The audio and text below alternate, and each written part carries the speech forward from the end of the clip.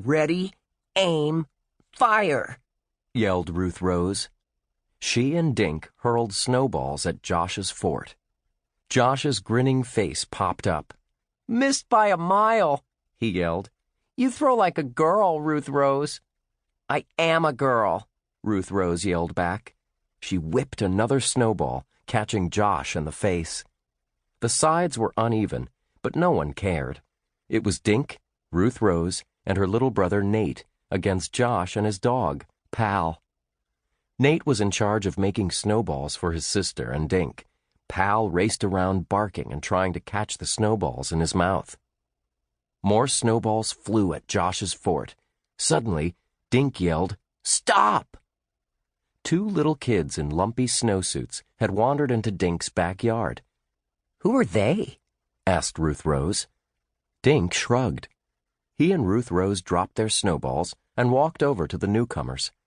The taller one was a boy. He wore a dark blue parka and a green ski hat. The shorter one was a girl.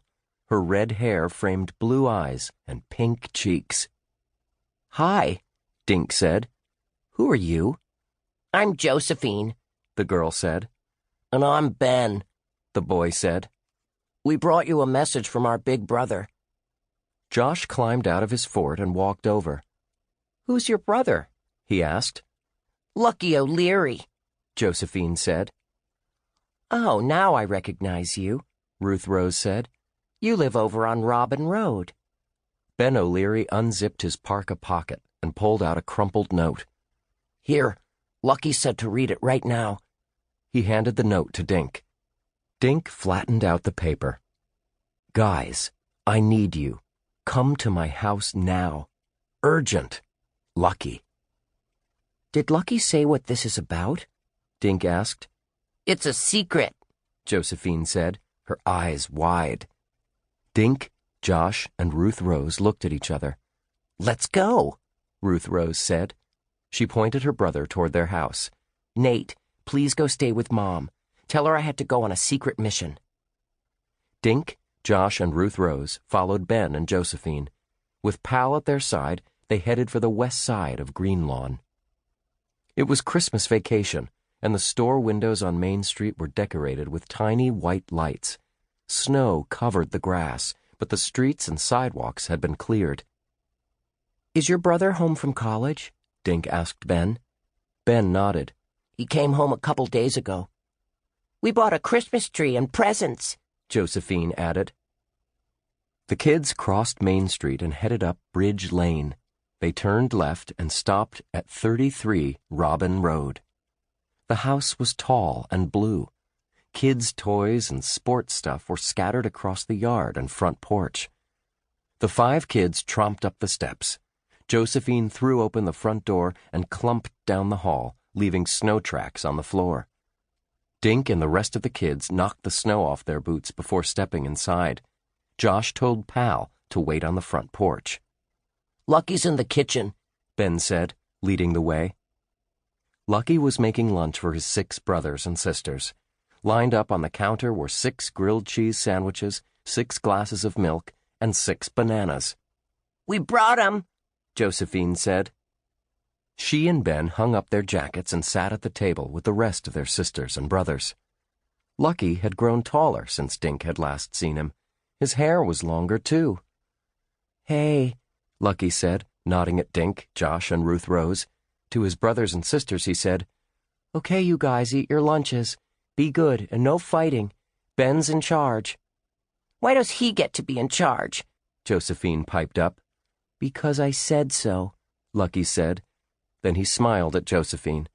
You can be Ben's assistant, okay? Lucky beckoned for Dink, Josh, and Ruth Rose to follow him. Stepping over soccer balls, mittens, books, and hockey sticks, they trailed after Lucky into the living room. A tall Christmas tree stood in one corner, half decorated. Ornaments and strings of lights covered the floor. Lucky threw himself into a chair and rubbed the top of his head. Someone robbed us, he said. Dink looked around the room. What did they take? He asked. Lottery tickets, Lucky said. Every year, my grandfather sends us kids a Christmas card with 7 lottery tickets inside. Every year, he uses our birthdays for the numbers. And every Christmas morning, we open the card while he's here. It's a big ritual in my family. Nobody ever wins, but Gramps gets a kick out of it." Lucky pointed to a row of Christmas cards propped up on the fireplace mantel. "This year, a burglar got in here and stole his card. I hadn't even opened the envelope." "But how did the burglar know there were lottery tickets inside?" Josh asked. "I don't know," Lucky said. "My grandfather called me this morning, all excited. He said he'd been reading his Sunday newspaper and saw that the winning lottery number was my birthday. But when I ran in here to get the card, it was gone." "So the burglar must have learned the winning number before your grandfather did," Ruth Rose said. Lucky nodded. "Lottery winners are announced on TV every Saturday night," he said. "The crook must have heard about it then." "So he snuck in here last night," Josh said, "after he saw it on TV. Did he break a window or anything?" "Wouldn't have to," Lucky said. "The back door lock hasn't worked in years. The guy walked right in." How much was the ticket worth?" Dink asked. Lucky drooped lower into his chair. "7 big ones," he said. $7,000? Josh squeaked. "No," Lucky said, shaking his head. 7 million.